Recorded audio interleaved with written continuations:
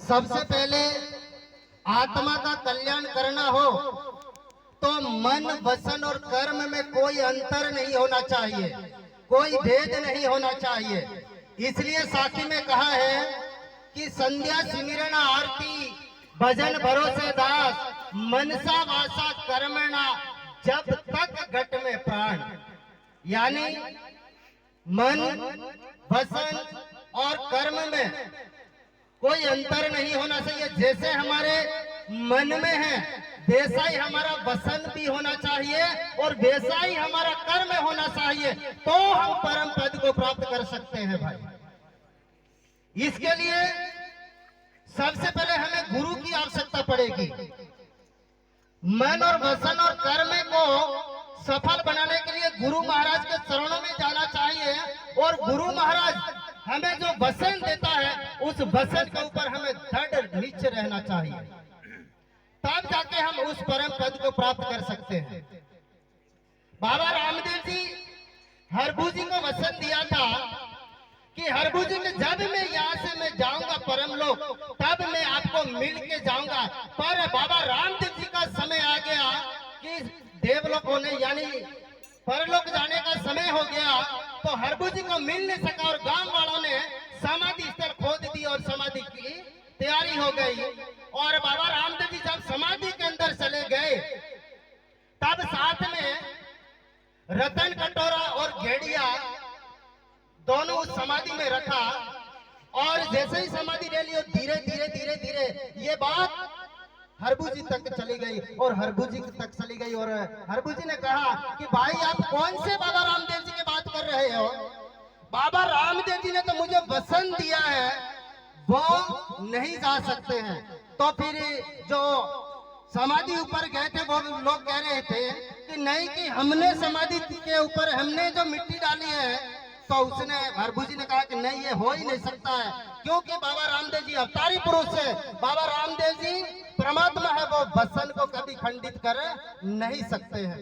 इसलिए फिर नहीं कि हम जाके, तो हरभू जी ने कहा कि मैं जब रेणुजा में जाऊंगा तब मैं मानूंगा, नहीं तो ऐसे नहीं मानूंगा। हरभू जी घोड़ा लेकर निकले और रेणुजा की सीमा पर बाबा रामदेव जी घोड़े को सराते हुए मिला और घोड़े को सराते हुए मिला और हरभू जी नीचे उतरे और बाबा रामदेव जी को प्रणाम किया और बाबा रामदेव जी को कहा कि प्रभु कि आप तो परलोक चले गए हैं, ऐसी बात सुनी है। तो आनाकानी करते हुए उसने मना किया कि लोग तो कुछ भी कहें, आप तो बैठो ना, शांति से बैठो।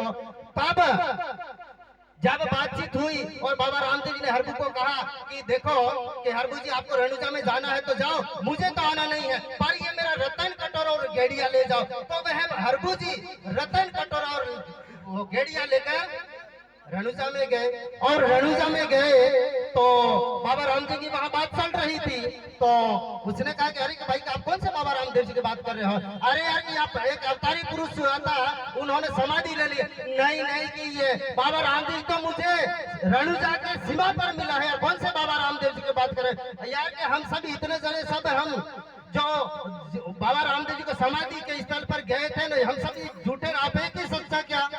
तो ये उसे हरभू जी ने कहा कि ये देखो मुझे रतन कटोरा और ये घेड़िया दिया है, आपको विश्वास नहीं हो तो ऐसा करके वह हरभू जी ने दिखाया और सभी गांव वासियों ने कहा कि यार के बाबा रामदेव जी तो हमें सल कपट किया है, यानी हमने समाधि में उतारे और वो पीछे से निकलकर चले गए हैं, इसलिए नहीं दे समाधि खोलने।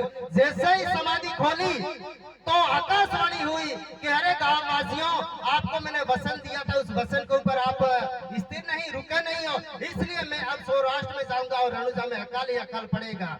इसलिए हमें जो गुरु महाराज वचन देता है उन वचन के ऊपर रहोगे तो ही आप परम पद को प्राप्त कर सकते हो। जैसे माँ सीता को लक्ष्मण रेखा खींची थी ने, लक्ष्मण रेखा खींची थी तो तब लक्ष्मण रेखा को सीता ने पार किया तो रावण उठा के ले गया। इसलिए गुरु महाराज जो वचन देता है उस वचन के ऊपर हमें दृढ़ रहना चाहिए, तो ही हम परम पद को प्राप्त कर सकते हैं। और परम पद को प्राप्त करना है तो मात्र सुरता जाती है।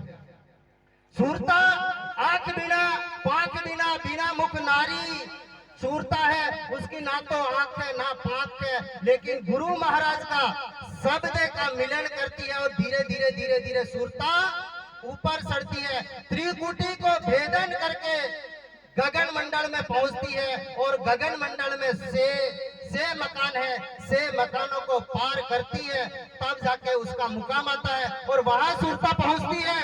तब सुरता कहती है कि ऐसा देश दीवाना संतों, ऐसा देश दीवाना। जब सुरता वहां पहुंचती है तब ये वाणी गाती है। इसलिए गुरु महाराज का शब्दों को हमें कीमत करनी चाहिए। इतना कहकर मैं अपनी वाणी को विराम देता हूँ। बोलिए सतगुरुदेव की जय हो। हेलो।